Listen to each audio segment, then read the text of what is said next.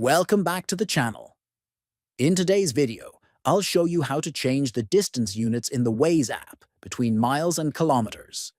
Whether you're traveling internationally or just prefer a different measurement system, this quick guide will help you adjust the settings in just a few steps. First, open the Waze app on your mobile device.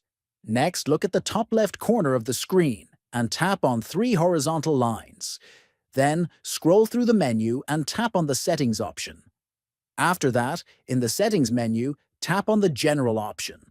Finally, look for the setting called Distance Units. Here, you'll be able to switch between miles and kilometers depending on your preference. Just tap the option you want, and it will be saved automatically. That's it. Now your Waze app will display distances using the unit you selected. If you found this video helpful, don't forget to like, subscribe, and check out our other tutorials.